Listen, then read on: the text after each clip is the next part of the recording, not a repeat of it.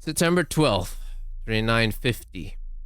A shot rang out, echoing through the air. Tormek Lau fell dead at the hands of a Maskarovka defector, and in his place, his eldest daughter, Ingrid, assumed the title of Chancellor. Ingrid, Little Inga Lau, followed the traditional path of many chancellors before her. She was sent to a mech warrior academy to be trained in the art of war.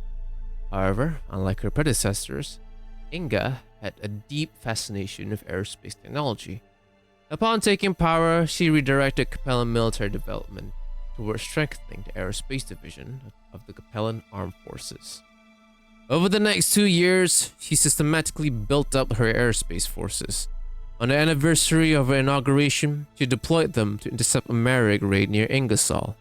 The Capellan Thunderbirds and Eagle decimated 7 Merrick cheetahs without suffering a single loss. Emboldened by the success, Inga ordered an invasion of the world of Lee the following year. At the time, Lee was controlled by the Davions and served as a key staging ground for raids into Capellan territory. Although heavily fortified, Inga believed a revitalized aerospace force could overwhelm the defenders. The Capellan fleet entered the Lee system, initiating a 3-day battle that ended in disaster. The Davion defenders, flying the more agile Sparrowhawks, outmaneuvered the heavier Capellan Thunderbirds and Eagles. Unable to hold their own in a dogfight, Capellan forces suffered significant losses. By the time the retreat signal was given, 15% of the entire Capellan force had been destroyed. The failed assault cost the Capellan Confederation around 40 fighters, and, more critically, many veteran pilots, an irreplaceable resource. The battle would later be remembered as the Great Lee Turkey Shoot. In the aftermath, the Thunderbirds and Eagles were reassigned to internal defense duties, while only a few remaining thrusters continued to conduct offensive operations. The city command post had been hit by a rocket fire the night before. At the first sound of a mech lumbering through the long avenues, the militia broke and ran. Never mind how good the defensive positions were.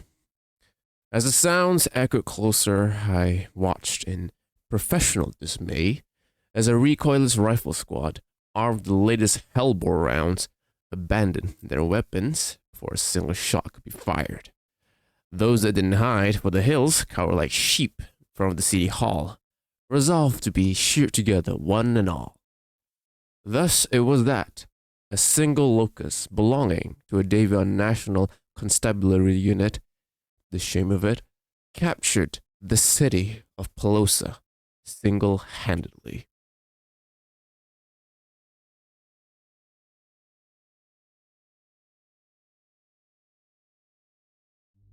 Following the disaster at Lee, Inga delegated the aerospace organization to her colonels and turned her attention to the broader military apparatus. Unfortunately, the situation there was no better. The Capellan military was being ground into dust under relentless pressure from both the Free Worlds League and the Federated Sons. After 2 generations of relying solely on elastic defense, the Capellan Officer Corps had become ill-equipped to take initiative or conduct effective offensive operations.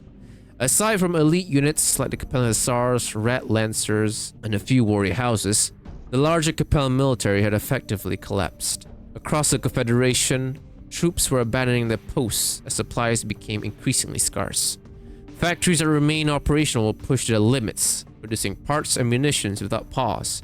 The lack of scheduled maintenance led to frequent breakdowns of production lines, further endangering an already fragile supply chain. Eventually, many Battletech units were dissolved due to the inability to maintain or repair equipment. These disbanded units were replaced by conventional mechanized infantry, or, in some cases, by disorganized militias cobbled together from whatever forces were available. By 2980, the Celestial Throne passed to Ingrid's nephew, Tormek Lau. From the outset, Tormek was overwhelmed by the multitude of crises facing the Confederation. While every great house faced its own set of difficulties, none compared to the challenges endured by the Capellan Confederation. Geographically, the Confederation was thinly spread. Other nations possessed vast territories, with entire regions untouched by war, areas that supply manpower and resources to sustain their war efforts. The Capellans had no such luxury. Nearly every world in the Confederation had been scarred by conflict in some form. Upon taking stock of the military situation, Tormax found that not a single regular unit operated at even 70% combat capacity. To offset losses on the front lines, he was forced to reassign personnel from elite Home Guard units, formations responsible for protecting the Chancellor and other core infrastructure. Though effective on paper, this move drained critical experience and manpower from vital defensive forces. Eventually, Tormax authorized a sweeping overhaul of what remained of the Capellan Armed Forces.